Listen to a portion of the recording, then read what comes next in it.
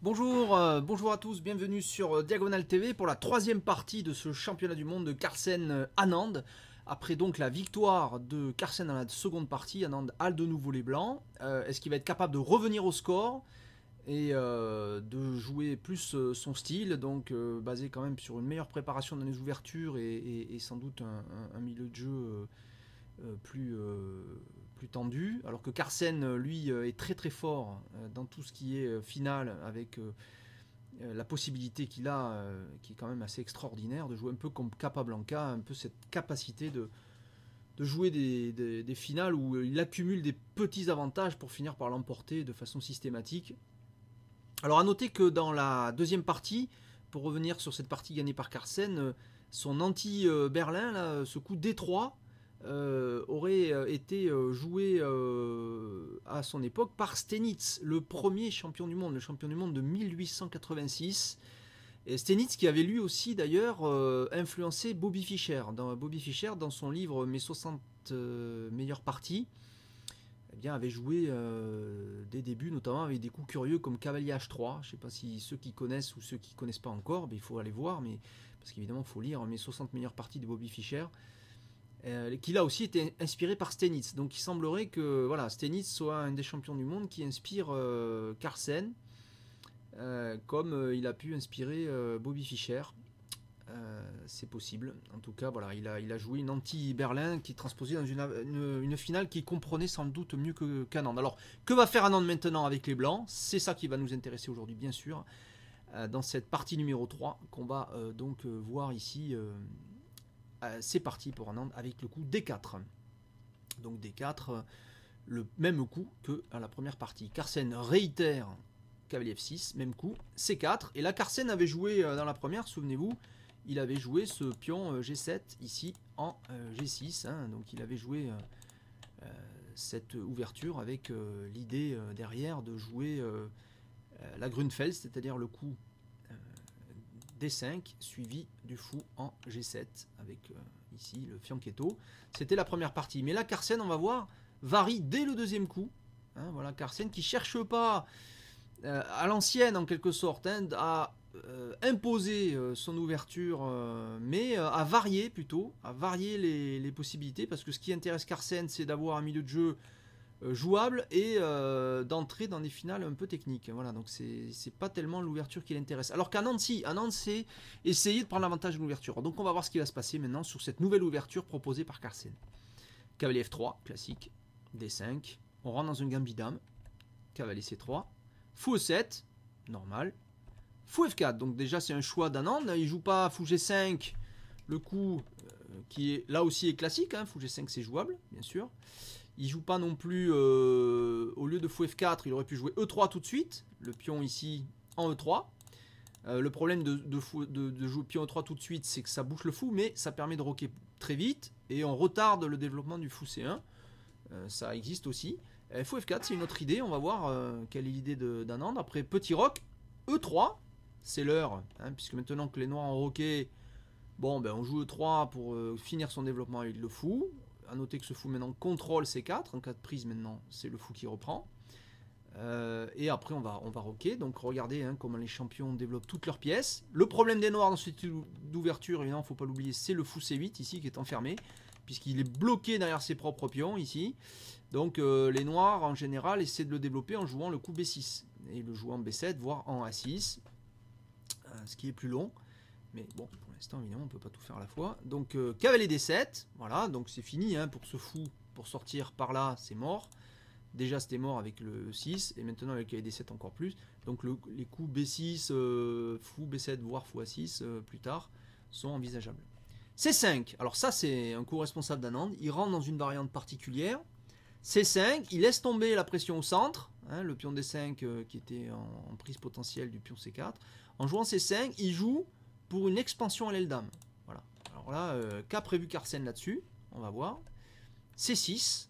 Alors normal, pourquoi? Parce que les noirs ne peuvent pas envisager B6 tout de suite, qui permettrait d'attaquer le pion C5 et de préparer la sortie du fou, à cause de C6, qui pourrait être envisagé par les blancs.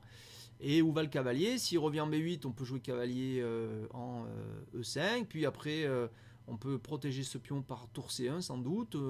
Et ce pion C6 est un poison dans le camp noir. Hein. Donc attention. Donc il joue d'abord C6 pour bloquer ici le pion C5. Le problème de C6 évidemment c'est qu'on voit tout de suite c'est que le fou C8 est entièrement derrière ces pions. Les pions sont sur la même couleur que le fou. Et on voit que ça c'est gênant pour le développement. C'est le problème des noirs dans ce type d'ouverture évidemment. Fou D3. Magnifique fou. C'est sa meilleure case. Il vise à la fois le camp noir et l'aile dame. Hein. Il a deux belles diagonales hein, d'action, ce fou. C'est sans doute la meilleure place pour son développement. B6, on attaque le pion C5. Les noirs seraient très contents que les blancs prennent en B6, puisque ça éloignerait un pion qui est quand même proche du centre, hein, le pion C5, qui contrôle la case D6, une case même qui est plus que dans le centre, elle est avancée dans le camp noir. Et si ce pion s'en va, on reprend du pion A et les noirs ont ramené un pion vers le centre. Et Philidor hein, nous dirait que c'est une bonne opération pour les noirs. Voilà, donc on ne le fait pas, bien sûr, avec les blancs. C'est pas l'idée des blancs. C'est pour ça qu'on a joué C5, on va le voir tout de suite, en ayant préalablement sorti le fou et sorti le cavalier. Pourquoi? Parce qu'on a connecté dame et tour. Quel rapport? On va le voir tout de suite. Après B4, A5. A3 est forcé, on garde le contrôle et maintenant en cas de prise, tour prend tour, heureusement on peut reprendre. Évidemment tout ça tombe à l'eau si on n'a pas sorti à la fois le fou et le cavalier. Donc ça faut l'avoir bien en tête hein, pour ceux qui veulent jouer ce genre de début. Hein. C'est un thème qui arrive souvent, cette possibilité de jouer C5. Dans d'autres ouvertures aussi. Je crois que ça existe aussi dans la carocane d'ailleurs. Mais donc il faut bien faire attention que la tour soit connectée avec la dame. Sans quoi tout tombe à l'eau. Une erreur que font souvent les débutants, ils jouent cette idée-là en oubliant que après prise, il y a un vis-à-vis tour-tour. Donc attention. Donc fou A6, voilà, regardez, maintenant ce fou qui avait un problème de sortir, comme on l'avait dit, souvent il sort avec B6, soit on le met en B7, soit là c'est bien, on a la tour en 8, en A6, et là c'est l'échange de fou forcé, parce qu'on ne va pas enlever le fou. Si on enlève le fou, c'est fini, on ne pourra plus roquer. Donc là, c'est pas une bonne idée. Donc on va pas enlever ce fou blanc. On pourrait laisser les noirs prendre en D3, mais on va prendre soi-même en A6. Puisqu'après tour prend A6, on peut considérer que la tour ici A6 est mal placée. Hein, puisque qu'est-ce qu'elle fait en A6? Elle n'est pas protégée, elle est en l'air comme on dit. Et bon, elle est bloquée par ses propres pions ici. D'ailleurs, à noter que ces pions sont dans la même structure que ceux de Anand dans la deuxième partie. Il avait des problèmes avec ces pions là, si vous vous rappelez bien. Bon, c'est pas du tout la même partie, mais on a ce même schéma. Les pions ont avancé et peuvent s'avérer gênants. Et mal placés. Bon, encore faut-il savoir en profiter. Donc là, regardez, très joli coup d'Anand, B5. Alors ça, c'est un coup étonnant. Ça, c'est un coup étonnant. Parce que ça donne un pion. Le pion B5, parce que après le coup de Carsen, C prend B5, pardon, qui est forcé, hein, sinon la tour est attaquée, on prenait C6 avec attaque du cavalier. Bah, on a gagné un pion, parce que si on reprend ici en B5, et bien regardez, les noirs se vengent sur le pion C5. Et ils sont très contents d'échanger un pion de l'aile contre un pion central. Après prise, ben on reprend soit du cavalier, soit du fou. Et les noirs ont une très belle position avec deux pions contre un au centre. Non, c'est pas envisageable pour les blancs. Ça peut pas être l'idée d'Anand. C'est pas possible. C'est pas de reprendre en B5. Regardez, c'est plus joli. Pouf, C6, très joli. C6, j'attaque C6. Et regardez, je vise la case C7. Pourquoi? Parce que je suis protégé par ce fou. D'où l'idée que cette possibilité de jouer C5, tout ça, est en conjonction avec ce fou F4. Ce fou F4 contrôle la case C7. Et c'est toute l'idée d'Anand. Voilà, c'est une très jolie variante, très jolie préparation. Dame C8. Alors, c'est une défense indirecte. En cas de prise du cavalier, regardez, la dame se vengerait. Alors, non, il faut enlever cette flèche-là, elle n'est pas bonne. La dame ici se vengerait sur le cavalier C3. Hein, par transparence. Prise, simplement, dame prend cavalier échec. Ensuite, on reprend le pion D7 et les noirs n'ont plus aucun problème. C'est pas l'idée d'Anand, là non plus. C7, pardon. C7, je suis protégé par le fou. Et regardez, plus tard, le cavalier il aura une belle case en B5 pour attaquer, enfin protéger le pion C7. On va voir ça tout de suite. C'est l'idée. Après B4 de Carsen qui est logique. Le pion étant attaqué, bon, ben, il vaut mieux jouer en B4. C'est quand même un pion dangereux.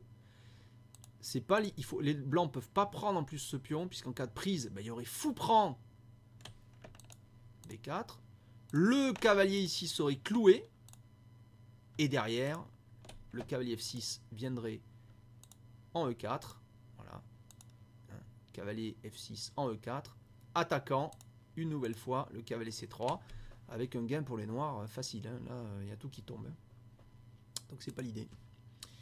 Donc ici, c'est pas l'idée d'Anand. Regardez, Anand laisse le pion, pouf, cavalier B5.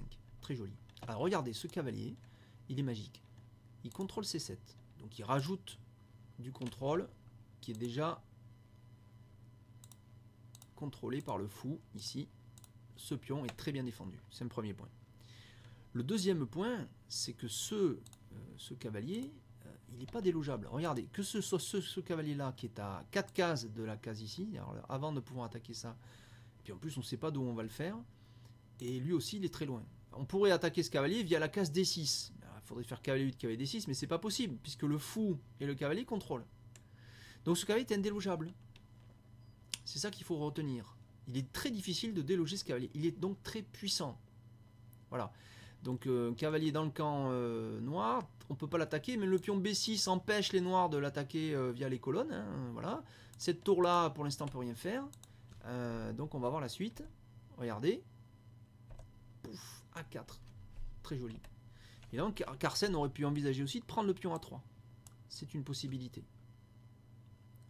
Dans ce cas-là, on aurait très certainement fait le grand roc, enfin le roc, pardon, le petit roc, pardon, puisqu'ici la menace évidemment c'était fou B4 échec, d'accord. Et ce pion A3 c'est pas très grave parce qu'on peut le reprendre quand on veut. Il n'est pas protégé par la tour A6 à cause du pion A5, donc c'est un pion qui dans le camp blanc n'est pas une vraie menace. Et ça va nous permettre de nous développer par exemple par dame A4. La dame va venir par exemple en A4, c'est une possibilité. On protège le cavalier B5, on développe la dame, on va mettre la tour F1 en C1, c'est hyper protégé ça, et on prendra ce pion quand on veut. Voilà. Y compris, si pourquoi pas, par le cavalier F3. On pourrait venir imaginer cavalier D2, cavalier B1, et hop, on prend A3 en surprotégeant le cavalier B5. Vous voyez? Donc, prendre A3, ça paraît une bonne solution. Je gobe des pions, sauf que je suis étouffé par les noirs ici, hein, par la pièce, ce magnifique cavalier B5 qui est superbe. Voilà.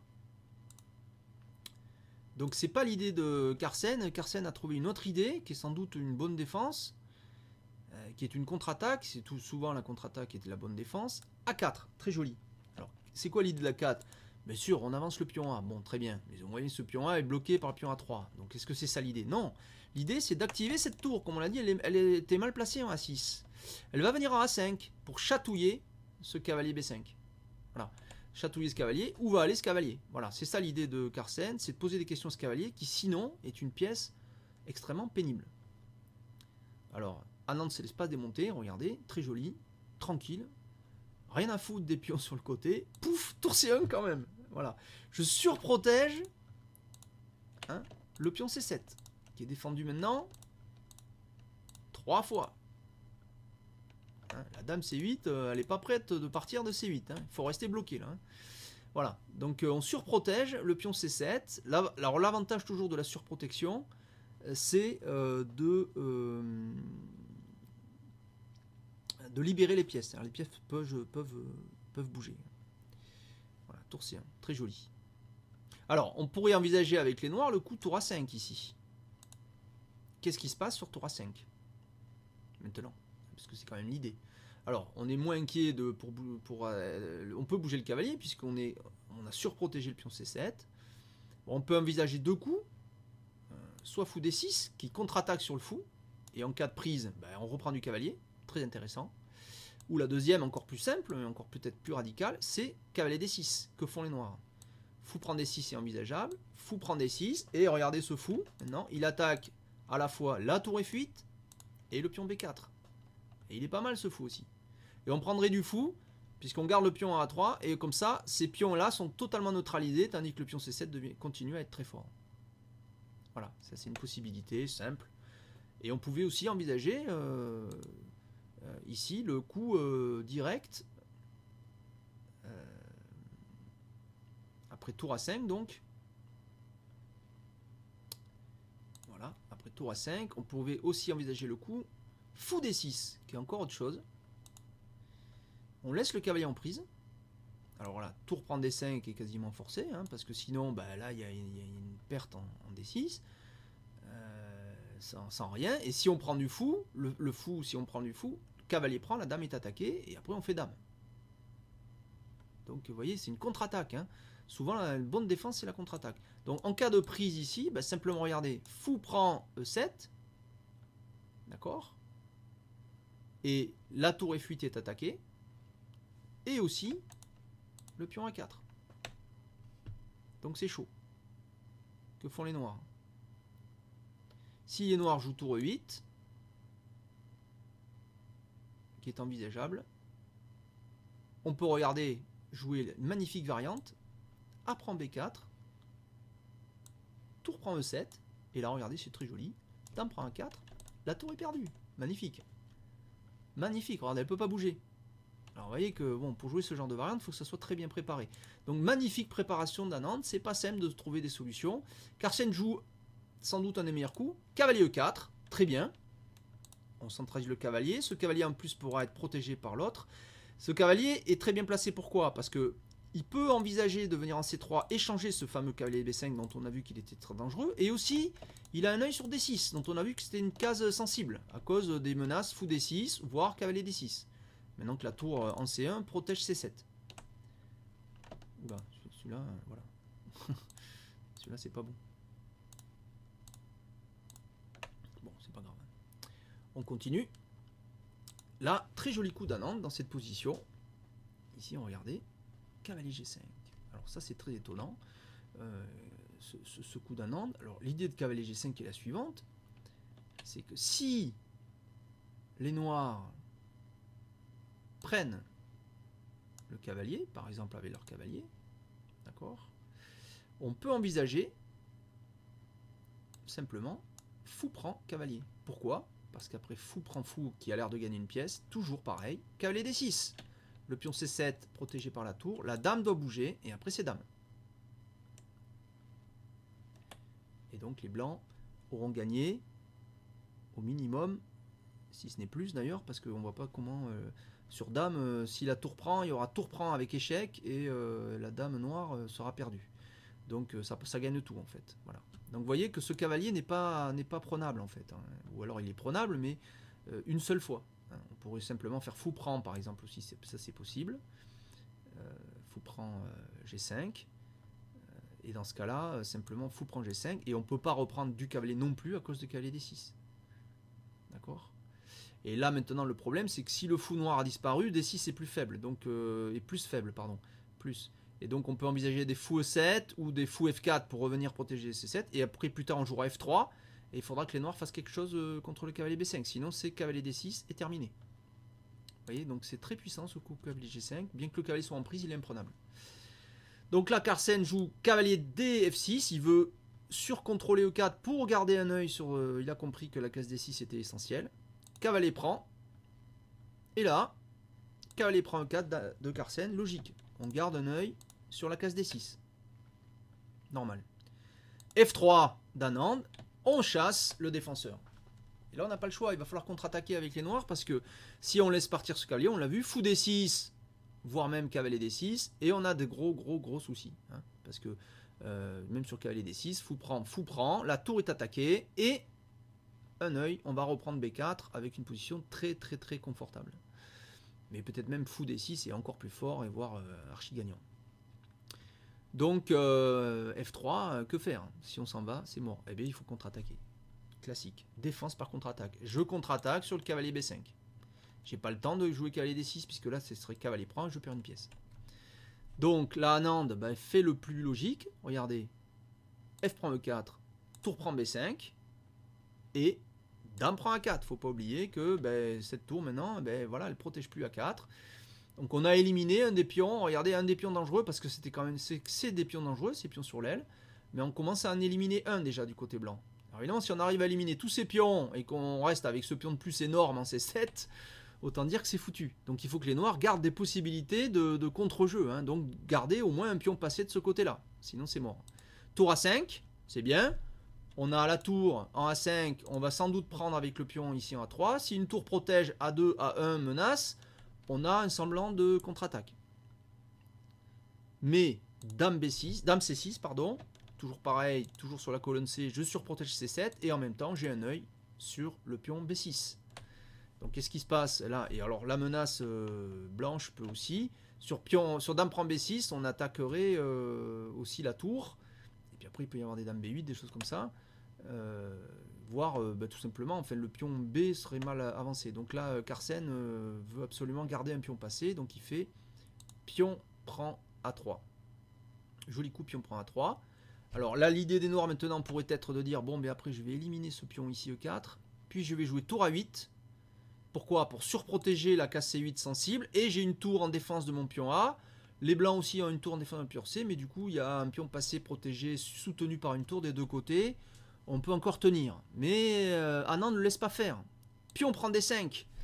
Ok, il me dit, tu veux venir en A8. Mais maintenant, tu fais quoi? Parce que pion prend D5. Si tu prends du pion, bah, pion D5 est faible. Tu ne pourras jamais venir en A8, protéger C8, parce que je vais prendre ça. Et le pion B6 est attaqué aussi. Donc, ce pion sera toujours faible.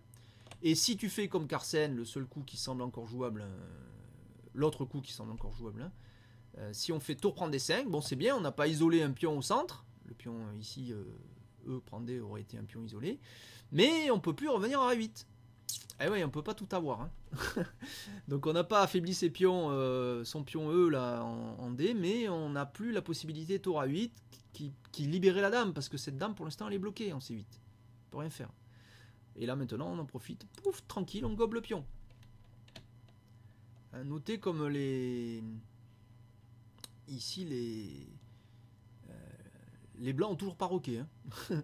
Alors on était que le coup d'avant, les noirs auraient pu faire un fou B4 échec intermédiaire, mais c'est pas très grave, on aurait joué roi F2 et on aurait roqué à la main ensuite avec la tour, comme dit l'autre, hein, à la main. Roi F2 tranquille, les blancs risquent rien, hein, les noirs n'ont rien, ne peuvent pas attaquer les blancs. Donc là, dame D7, vous voyez que hein, Carsen voit bien que sa dame quand même n'est pas du tout active en C8, il veut la remplacer par une tour en bloqueur. On ne peut pas encore pousser C8. Hein. A noter que dame B8, qui propose tour prend, pion prend avec dame, ne marche pas, tout simplement parce qu'on joue tour C8. Hein, tout simplement, on ne prend pas la dame, bien entendu. Donc dame D7, petit roc. Voilà, on ne se précipite pas à jouer des coups. Non, non, on termine le développement. On avait une tour H1 qui ne jouait pas. Il faut qu'elle joue, cette tour. Voilà, elle est là maintenant. Elle n'est pas encore en jeu tout à fait, mais déjà un peu plus. Elle est vers le centre. Le roi est à l'abri. Et on peut envisager maintenant que cette tour, par exemple, joue sur la colonne C, en C2, en C3, en C4, n'importe où, et ensuite jouer sur la colonne. Bon, ça c'est possible. Enfin, venir en jeu sur les colonnes A, C, B ou A. Aider ses camarades. Tour C8 de la part des noirs, donc il faut bloquer hein, ce pion C qui à tout moment menace de faire des dames avec des possibilités de combinaison. Et là, regardez, très joli coup. Tour C6 pour viser la case D6, empêcher fou D6. A noter le coup d'avant, regardez. Ici, les noirs pouvaient envisager fou D6 pour rajouter de la pression sur C7, éliminer ce fou F4 qui est monstrueux. Hein, il est superbe ce fou, il contrôle C7 pion passé à une case de promotion, mais ça marche pas. Hein, ça marche pas pourquoi? Mais simplement, regardez, fou prend. On ferait dans ce cas-là tour prend avec les noirs, ce qui semble logique. On attaque la dame, il faut que les blancs jouent, et puis après on va pouvoir jouer tour C8 par exemple. Mais non, on n'a pas le temps. Parce qu'on simplement on fait dame. Eh oui, on fait dame. On fait dame maintenant sur dame prend dame, bah, simplement on ferait dame prend tour, et regardez on a une tour de plus. Sur tour prend dame, ah ben, simplement on ferait tour prend échec, dame prend tour, et là aussi on a une tour de plus. Vous voyez, donc on a perdu une pièce. Donc on ne peut pas ici, dans cette position avec les noirs, jouer fou D6. Mais après tour C8, on peut. Parce que maintenant on a bloqué le pion, on peut menacer entre guillemets fou D6. C'est pas une menace non plus gravissime, hein, étant donné que les blancs contrôlent très bien la colonne C. Mais en jouant tour C6, on enlève en plus cette possibilité aux noirs. On contrôle la case D6.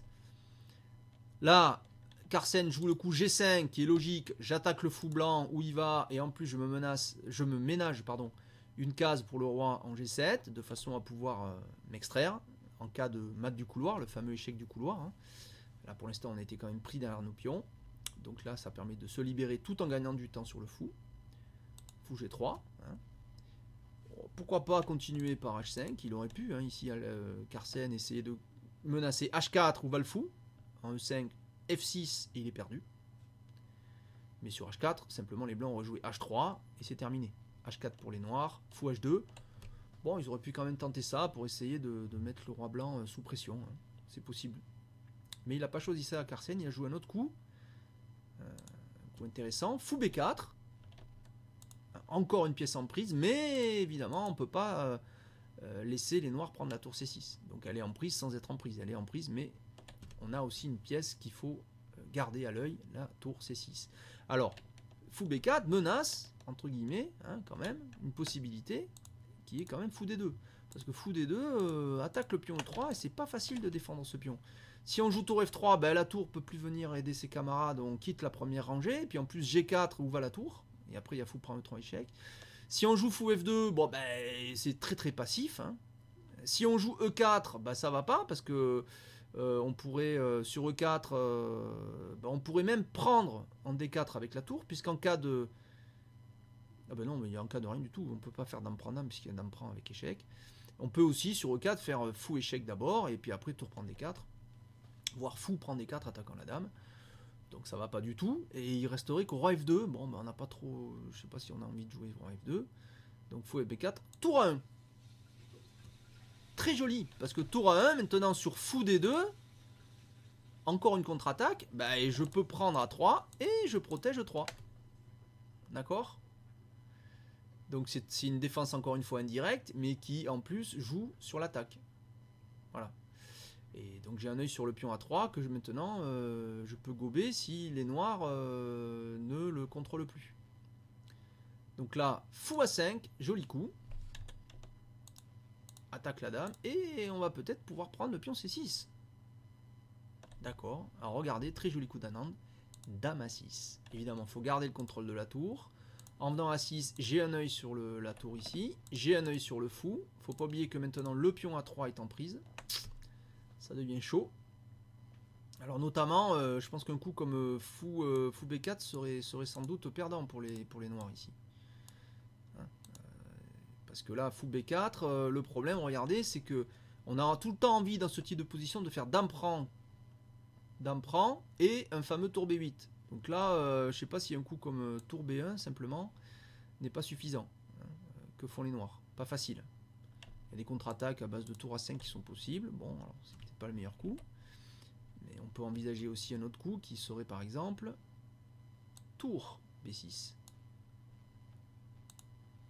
Pas tour B1, mais tour B6. L'avantage de tour B6, c'est que je laisse la tour A1 sur le pion. Donc le pion ne peut pas avancer, créer des menaces. Et j'ai toujours, je vous rappelle ici que j'ai un œil là-dessus. Donc en cas de tour prend, ben, fou prend, dame prend, tour prend, fou. Et bon, ben, j'ai quand même une tour nette de plus, hein, ça va être dur. C'est même perdu. Mais là, en plus, je menace dame prend, tour B8, clouage. Et c'est fini. La partie est finie. D'accord? Donc, il n'y a pas de solution. Hein. Donc, sur dame A6, que font les noirs, hein, parce qu'on peut menacer... Alors, il y a tour A3 qui menace aussi. Fou B4, on vient de le voir, à cause de tour B6, ça marche pas. Donc après Bukarsen, bah, le seul c'est fou prend C7. Et ça a l'air de marcher. Puisque regardez, fou prend fou. Bon. Tour prend, dame prend, terminé. Le pion est éliminé. Si je prends A3 derrière, bah, j'ai rien gagné. Hein. Il est 4 contre 4. Et là j'ai envie de dire qu'Arsène est dans son élément parce que on aurait 2 îlots pour les blancs, un seul pour les noirs, ça va pas du tout. Mais non, Anand a vu un coup plus loin. Regardez, magnifique. Évidemment, la pression continue d'exister. Dame C4. Très joli. Très joli, Dame C4. Puisque là, regardez, hein, simplement, cette batterie fait pression. On ne peut pas bouger puisqu'il y a tour prend échec. Voilà. Et là, on comprend que ce fou C7, il est complètement perdu. Il ne peut plus bouger. Et la pression sur la colonne C va décider de la partie. Voilà. C'est-à-dire que là, on peut rien faire. Si on sort la tour, c'est le fou qui est perdu. Si on sort le fou, c'est la tour qui est perdue. Donc il y a deux clouages en fait. Enfin, il y a deux attaques, fou et tour. On ramasse ce qui existe. On ramasse tout ce qui existe sur la colonne C. Donc là, il faut... et puis la menace tout de suite, c'est tour prend C7. En plus. Donc il faut trouver une défense immédiate. Il n'y en a pas d'autre. E5. E5, pourquoi? Parce que je bouche. Bien sûr, la diagonale du fou, j'ai pas d'autre choix. Fou prend. Et là, menace, toujours pareil. Le fou C7, de la prise. La tour C8 derrière. Carsen continue quand même, il a vu des petits trucs. Il faut faire attention. Il sacrifie la qualité. Comme ça, on élimine l'attaquant de C7. D'accord. Déprend. Et là, regardez, il tente un dernier truc. Dame 7. Alors, c'est un joli coup, puisque ça garde le contrôle sur le pion A3. Et ça menace, regardez bien, Dame prend E5. Je garde un contrôle. Et attention, puisque je menace de venir faire un chatouillage ici. Un chatouillage de roi sur la case H2.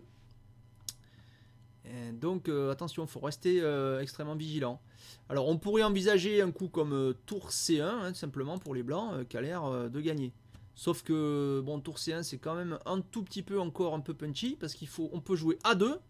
Et maintenant en cas de prise en C7, eh ben, tour prend, dame prend, et après tour prend, c'est les noirs qui gagnent, parce qu'ils font dame. Alors bien sûr, on peut prendre le pion A2, par exemple ici, d'accord. Et sur dame prend E5, ah, par contre, on a des soucis.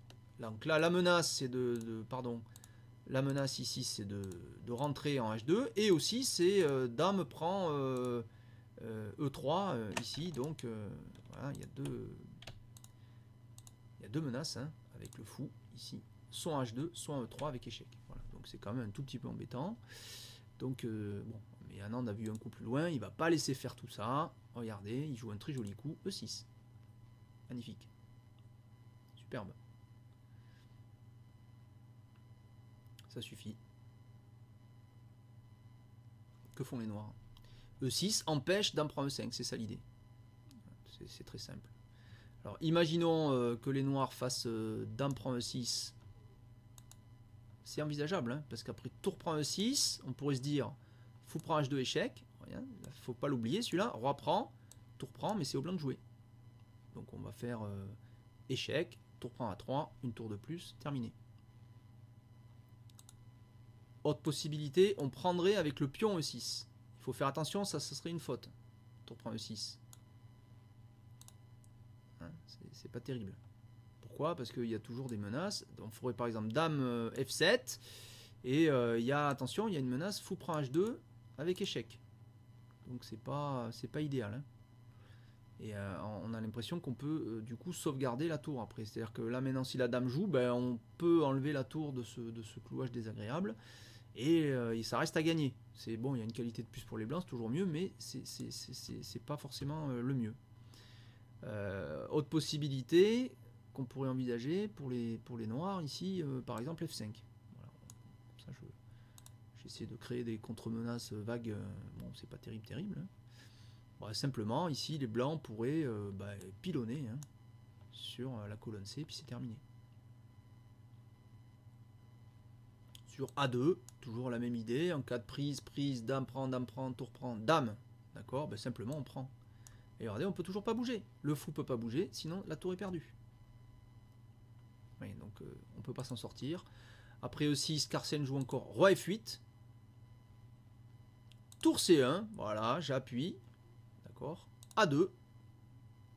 Même pas, non, il n'y a pas A2, pardon, ça finit à tour C1. Voilà, tour C1 et abandon. Voilà, Carsen ici abandonne dans cette position. C'est fini, il va perdre le pion C7 ou la tour C8 au choix, ou les deux.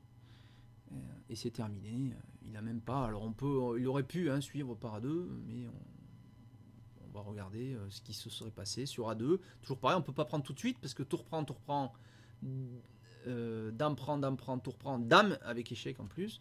Mais simplement, on fait simplement dame prend A2 et tout tient ici, on peut rien faire. On peut toujours pas bouger le fou ni la tour. Si on bouge la tour, on perd le fou. Et si on bouge le fou, on perd la tour. Voilà, on pourrait sacrifier le fou, mais dans ce cas-là, les blancs ont une tour de plus. C'est fini. Voilà, donc c'est magnifique. Hein. Victoire d'Anand, incroyable, puisqu'on est à 3e partie. Anand donc revient au score de façon magnifique, en jouant son style, c'est-à-dire une grande préparation dans les ouvertures, un milieu de jeu extrêmement précis. Et il a évité là les problématiques que pose Carsen à jouer des finales techniques dans lesquelles il se démontre extrêmement fort.